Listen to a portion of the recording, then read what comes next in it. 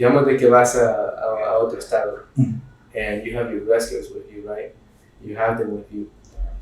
You know, like what is the process behind it? Like, you know, like you coach them, like for them to feel comfortable to go out there and compete, to feel like, you know, like this is a big tournament, and we travel all the way to Ohio to wrestle, and kind of like through that, you know, they probably feel nervous, they probably feel like, you know, like they get the chills, and you know, that kind of the pressure is there. They're gonna compete. Like what are you doing to kind of like help them? Like, you know, like it's just wrestling. Yeah. Well, you know what? My development as a coach has for sure excelled a lot recently, especially recently.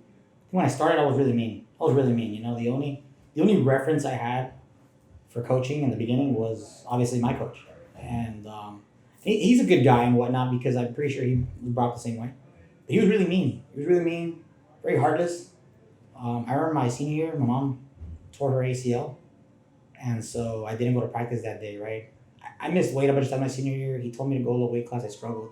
Whatever, you know. I did it for CIF for the team. We won CIF by the way, but I remember he tore ACL, and I was like, I'm gonna take mom to her appointment this next day. I told him too ahead of time. I went, hey, I'm gonna take her. I'm gonna be at practice, and he's like, you better get your priorities straight. I'm like, I do. It's my mom. Yeah, that's my number one priority. I was like, of course.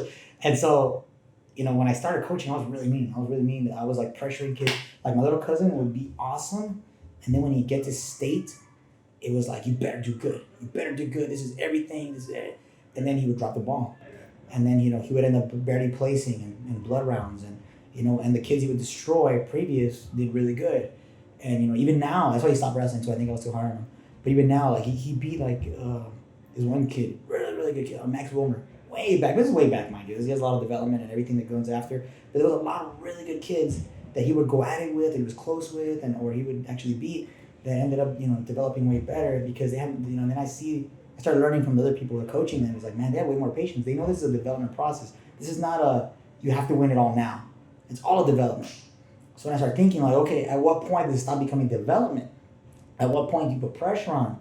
Then I started thinking, never, it's on them. You know, so that's where I started like getting that. It's like, man, nobody wants to lose ever. Do I need to, you know, actually pressure them?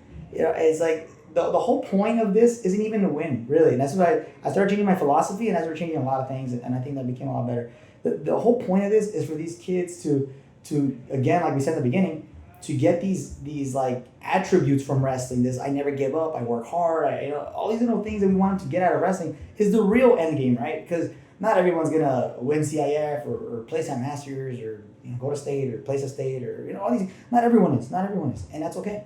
The whole point is for us to develop as people, as athletes. And so once I started getting that mentality, I started, you know, really making it more like hey, we're going to go and we're going to make this a cool trip.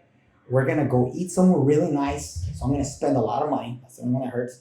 So every time we go, you know, to a trip, it's always like, we're going to eat at one really nice place at least, right? So we go eat somewhere real nice. So they're hyped about that, right? We made weight. We're going to eat somewhere good. You know, we're going to eat out. And then the next days, you know, for the actual competition, it's do your best. Anything you do from here on, that's a great thing too. We don't have a lot of pressure in our area. When we think about inner city LA, like let's say